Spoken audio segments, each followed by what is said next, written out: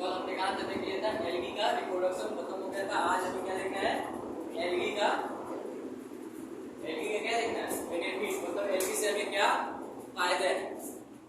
कह रहा है कि थ्रू द फोटोसिंथेसिस, पहले तो यही कह रहा है कि जब एल्गी हमारे पृथ्वी पे हाफ, पहले देखिए क्या बोल रहा है, they are fix of half total CO2 on the earth and increase the level of oxygen. मतलब कह रहा है कि हमारी पृथ्वी पे जितना भी CO2 इवाल्व हो रहा होगा, मतलब जितना भी CO2 निकल रहा होगा या पाया जाता होगा, उसमें से हाफ, मतलब उसमें से आधा CO2 का फिक्सेशन कौन कराता है, हमारी एल्गी कराती है। और कह रहे कि और इससे फायदा क्या होता है, मान लो फिक्सेशन तो कराया, फिक्सेशन मतलब क्या हुआ, मतलब यूज कर गया CO2 को, तो फिर हमें मिला क्या, हमें मिलता क्या उसके रूप में, increase the level of oxygen. ये क्या करता है, हमारे इन्वायरमेंट में ऑक्सीजन लेवल को बढ़ाता है। तो ये एक बहुत ये भी क्वेश्चन पूछा जा चुका है नीट में कि हमारी पृथ्वी जो हमारी एल्गी है कितना CO2 को क्या करती है, फिक्सेशन कराती है। तो CO2 को कितना फिक्सेशन कराती है, fixation half of on the अर्थ, मतलब हमारे पृथ्वी के ऊपर जितना भी CO2 है उसमें से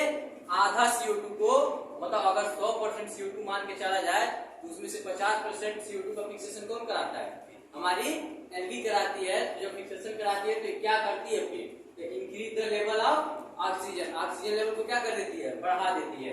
फिर कह रहा है कि they are the primary producer, पहली बात तो यही जान जाइए ये क्या है, प्राइमरी प्रोड्यूसर में आती है एल्गी, हमेशा और हमेशा कहाँ आएगी, प्राइमरी प्रोड्यूसर में आएगी, क्योंकि ये खुद ग्रीन है, अपना भोजन स्वयं बनाती है, इसमें किसी की हेल्प लेती ही नहीं है।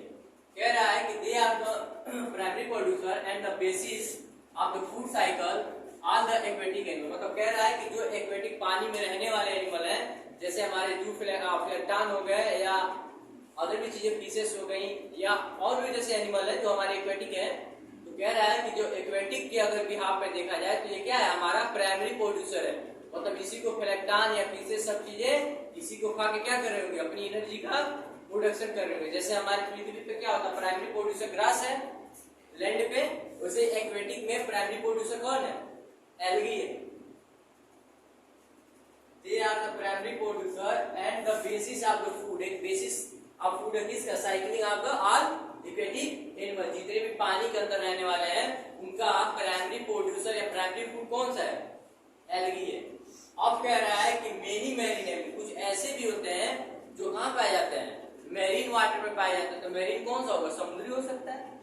कह रहा है कि मेनी मैरीन एल्गी, कह रहे हैं कुछ मेनी मतलब ज्यादातर, मैरीन एल्गी मतलब 70 स्पीशीज से भी ज्यादा ऐसे हैं जिसको हम यूज करते हैं किसमें, फूड के रूप में।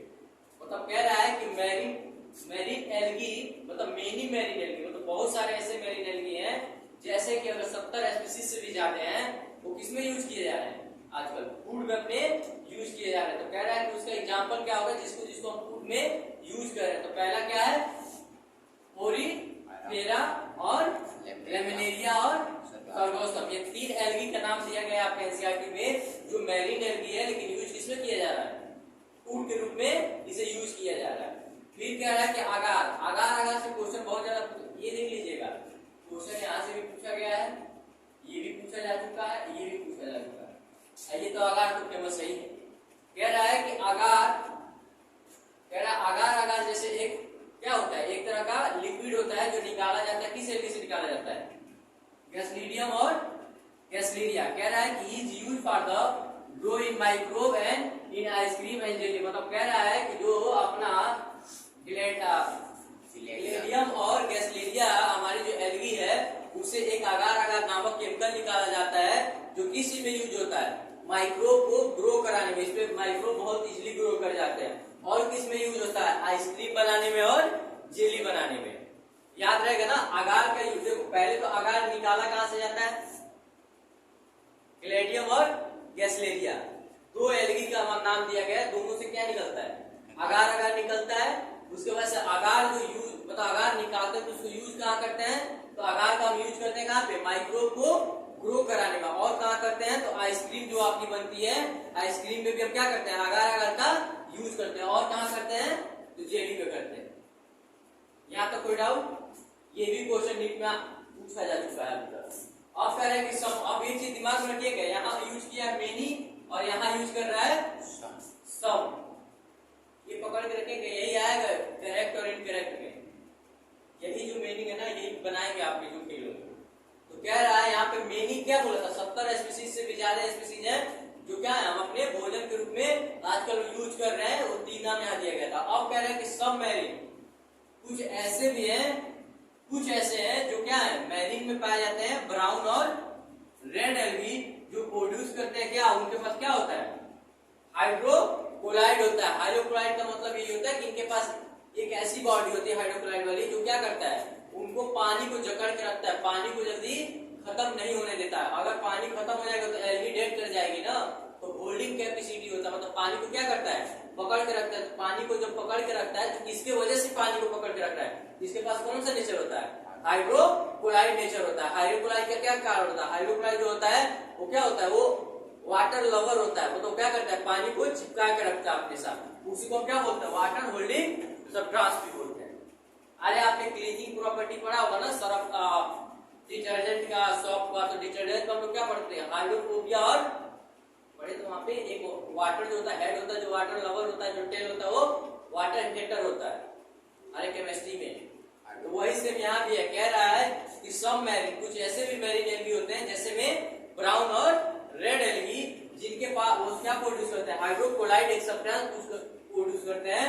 उस हाइड्रोक्लोराइड जो सब्सटेंस होता है किस चीज में हेल्प कराता है, तो हेल्प किसमें कराता है वाटर होल्डिंग में, मतलब पानी को क्या करता है जकड़ के रखता है, पानी को अपने से दूर नहीं जाने देता है। फिर कह रहा है कि अब यहाँ पे केमिकल की बात कर रहा है, कह रहा है ब्राउन एल्गी में एक केमिकल पाया जाता है, वो केमिकल का नाम क्या है एल्जीन। एल्जीन नामक केमिकल ब्राउन एल्गी में पाया जाता है, और कैराजीन नामक केमिकल रेड एल्गी में पाया जाता है। याद रखिएगा क्वेश्चन ये भी पूछा जा चुका है नीट में, अब क्वेश्चन ये भी पूछा जा चुका है कि एल्जीन नामक केमिकल किस एल्गी में पाया जाता है, तो एल्जीन नामक केमिकल किसमें पाया जाता है ब्राउन एल्गी में पाया जाता है, और कैराजीन नामक केमिकल रेड एल्गी में पाया जाता है। कह रहा है कि they are use of commercially, इसे क्या करते हैं हम कमर्शियली यूज भी करते हैं। तो जाहिर सी बात है कमर्शियली यूज क्यों हो रहा होगा, हम अपने लाइफ में अपने पैसे, कमर्शियल मतलब क्या होता है आपका जो कमर्शियल लेवल बढ़ जाए मतलब पैसा आपको क्या कर प्रॉफिट फायदा हो, तो पैसा बेच के आपको पैसा मिल सके। तो इसके पहले ही दिखा रहा है कि रेड और ब्राउन की बात कर रहा है कि ये दोनों क्या है कमर्शियल एल्गी हैं। तो पहले ही क्या दिखाया मेनी मैरीन में ही पाए जाएंगे, पहले बीमारी नहीं है इनकी। अभी बताया देखो ब्राउन और रेड एल्गी का पहले ही बताया कि हाइड्रो कैपेसिटी होता है, फिर से अगार अभी आएगा, अभी एग्जांपल इसके बाद अभी बताऊंगा, बस अभी इतना जान लीजिए कि ये जो होता है हमारा ब्राउन एल्गी और रेड एल्गी, ये दो ऐसे एल्गी हैं जिसको हम कमर्शियली यूज करते हैं अपने लाइफ में।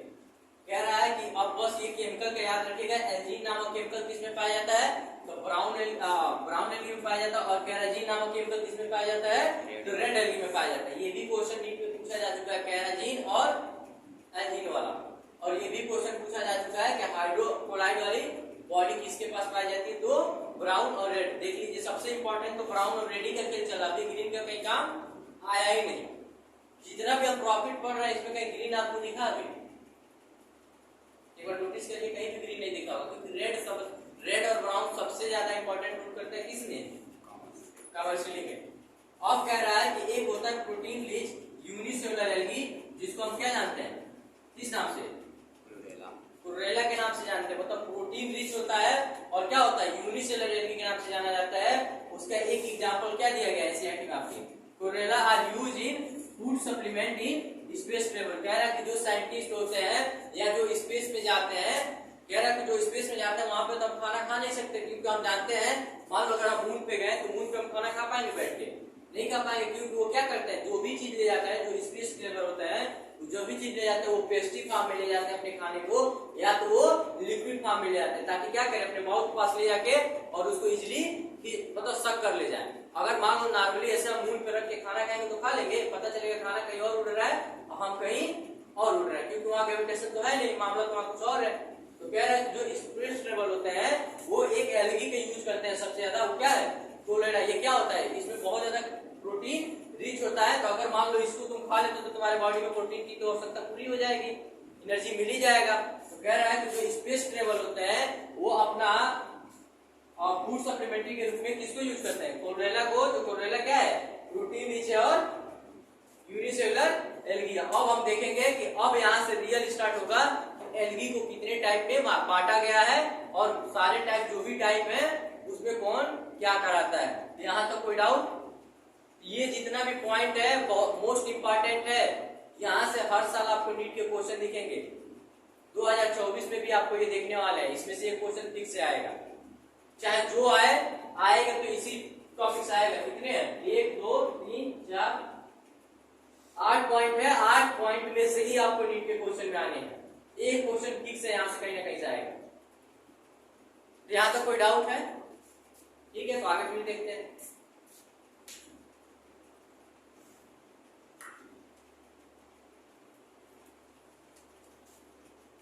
कह रहा है कि हम एल्गी का बेनिफिट देख चुके थे, अब हमें क्या देखना है? क्लासिफिकेशन ऑफ एल्गी, मतलब कितने क्लासेस होती हैं एल्गी में। तो हम लोग ऑलरेडी पहले से भी जब 12 पास आउट है तो आप जानते ही होंगे कि हमारे जो क्लास ऑफ एल्गी कितने हैं? 3 है।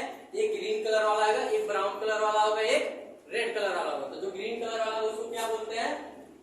क्लोरोफाइसी। जो ब्राउन कलर वाला है उसे फियोफाइसी, और जो रेड कलर वाला है उसे रोडोफाइसी। तो अब हम पहला स्टार्ट करेंगे क्या? क्लोरोफाइसी। फिर देखते हैं कि क्लोरोफाइसी में कौन कौन से आते हैं, इसके एग्जांपल क्या है और किसमें इसके यूज है।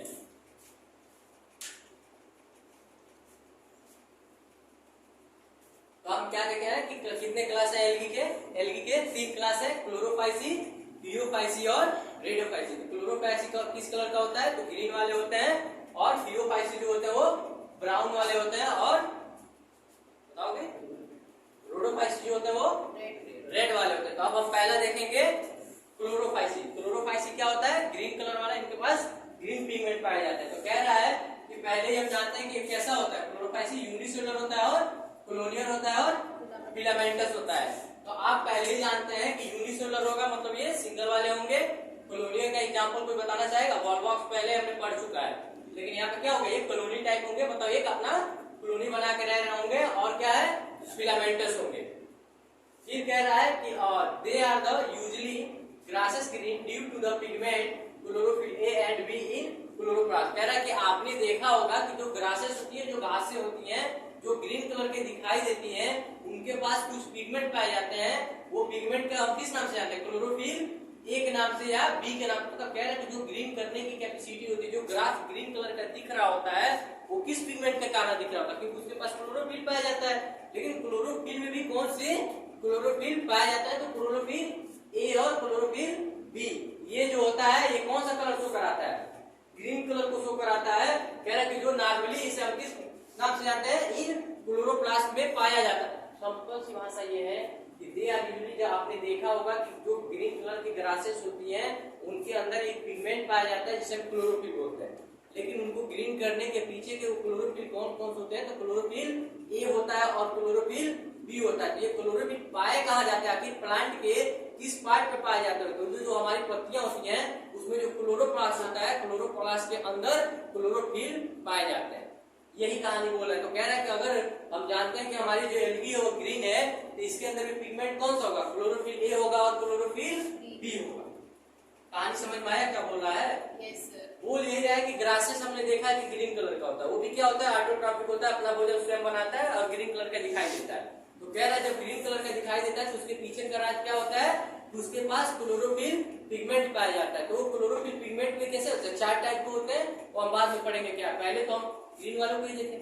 तो कह रहा है कि जब हम जानते हैं कि क्लोरोफिल जो होता है ग्रीन कलर का होता है, तो ग्रीन कलर करने के पीछे कौन से क्लोरोफिल होते हैं? तो क्लोरोफिल ये होता है और क्लोरोफिल बी होता है। तो क्लोरोफिल किस पार्ट में पाया जाता है? तो वो कौन सा पार्ट होता है? क्लोरोप्लास्ट होता है। फिर कह रहा है कि द क्लोरोप्लास्ट में भी, कह रहा है कि अब क्लोरोप्लास्ट कैसा हो सकता है? हो भी सकता है और नहीं भी हो सकता है। मे बी का मतलब होता है हो भी सकता है और नहीं हो सकता है। तो कह रहा है कि द क्लोरोप्लास्ट में भी स्क्वायर्ड एंड प्लेट लाइक और reticulate cup shape, spiral and ribbon shape and different species. मतलब कह रहा है कि हम देखेंगे कि जो क्लोरोप्लास्ट होता है, जितने प्रकार के एल्गी, अब ग्रीन एल्गी एक तो होगी नहीं, इसके कई टाइप होंगे। तो कह रहा है कि जो क्लोरोप्लास्ट आप देख रहे होंगे ये हो भी सकता है और नहीं भी हो सकता है। ये किस पे निर्भर करेगा?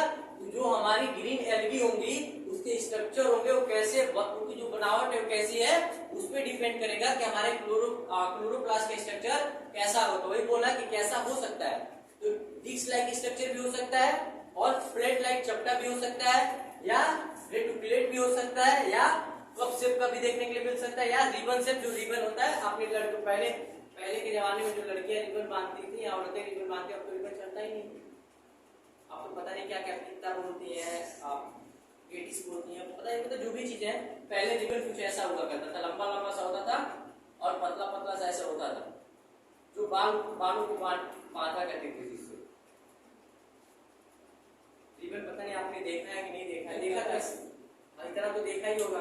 तो वही कह रहा है कि ये क्या हो, ये रिबन शेप के भी हो सकते हैं इन डिफरेंट स्पीसीज, मतलब जैसे जैसे स्पीसीज होंगे, जैसा जैसा उस स्पीसीज का कैरेक्टर होगा या उसका स्ट्रक्चर होगा, उस हिसाब से क्लोरोप्लास्ट का स्ट्रक्चर होगा।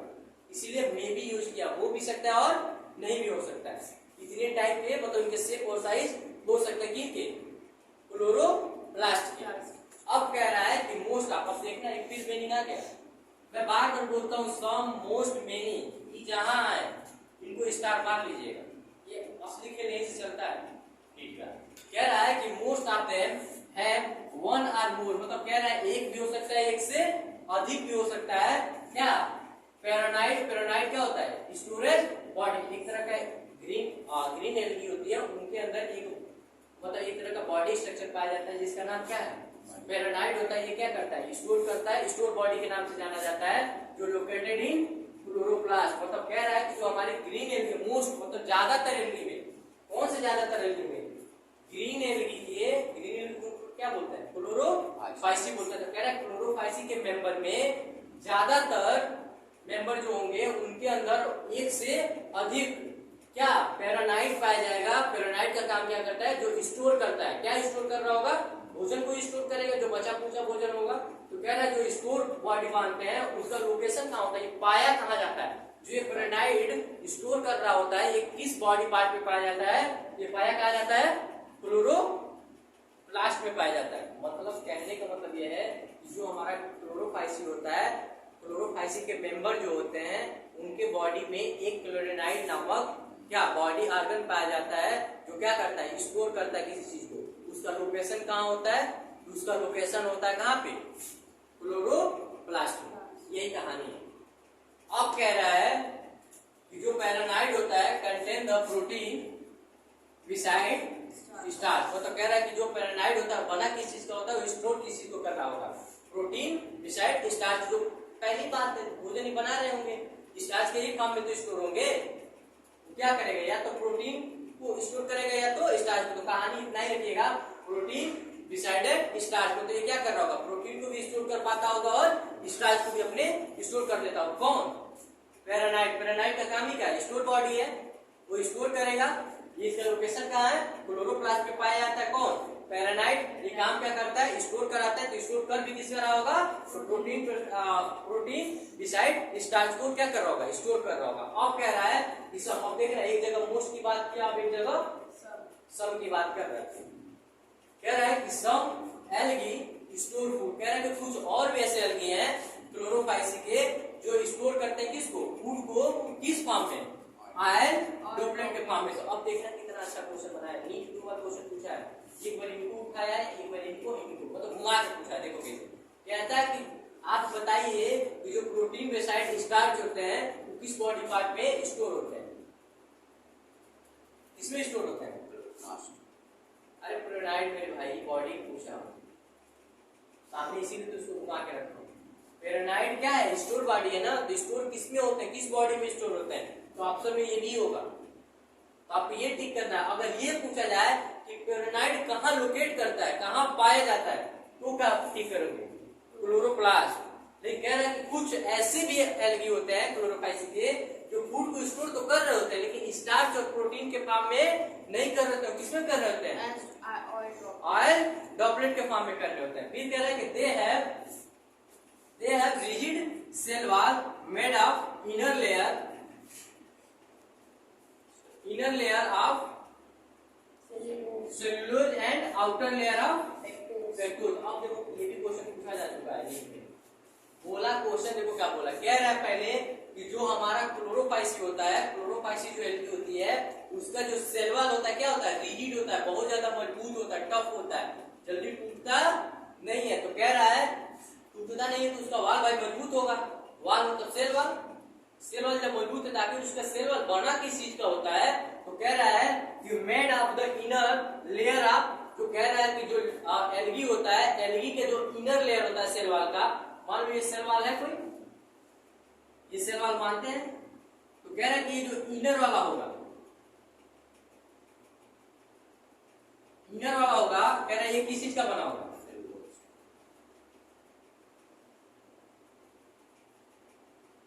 यही कह रहे जो आउटर वाला होगा,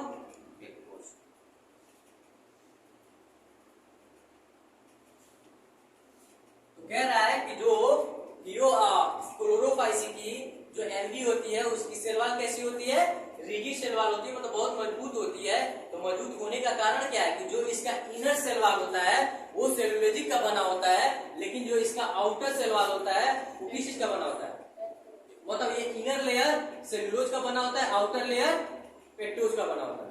अब कह रहा है कि कुछ इसके हम रिप्रोडक्शन देखते हैं, रिप्रोडक्शन में क्या क्या आता है, तो कह रहा है कि रिप्रोडक्शन में इसका क्या है, पहला ही दो ही रिप्रोडक्शन दिया गया है, एक वेजिटेटिव दूसरा सेक्सुअल या एसेक्सुअल। तो कह रहा है कि वेजिटेटिव रिप्रोडक्शन जब भी करे, जाहिर सी बात है वेजिटेटिव मतलब क्या है, टूटना, फ्रेगमेंटेशन होना, तो कह रहा है ये क्या कर रहा होगा, फ्रेगमेंटेशन हो रहा होगा, मतलब ये बॉडी जितनी बार में टूट रही होगी उतने नई एल्गी का फॉर्मेशन हो रहा होगा। कह रहा है कि different type of the spore, और क्या फॉर्मेशन कर रहे होंगे, तो डिफरेंट टाइप के स्पोर फॉर्मेशन कर रहे हैं। और कह रहा है कि ये सेक्सुअल और सेक्सुअल रिप्रोडक्शन ये दोनों शो करते हैं। तो बाकी एनसीईआरटी में इतना ही दिया गया है, बाकी इसका एग्जांपल है, एग्जांपल मत करें तो आप बुक से लिख लीजिए या कहीं तो मैं नीचे एग्जांपल लिख दे रहा हूँ, एक बार बता भी दे रहा हूँ।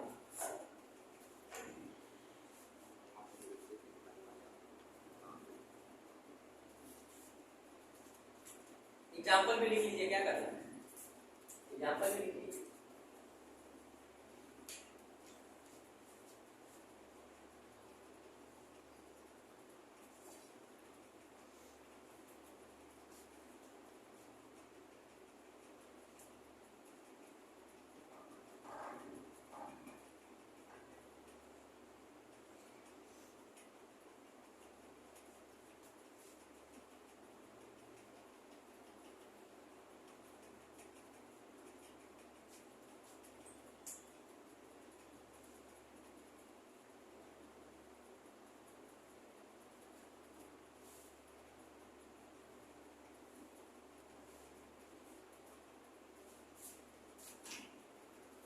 कह रहा है कि इसके एग्जांपल कौन कौन होंगे, क्लाइडोमोनास होगा, वॉल्वॉक्स जिसे हम कॉलोनियल एल्गी के नाम से भी जानते हैं, और क्या होगा, यूक्रिस होगा, और स्पाइरोगैरा और कारा।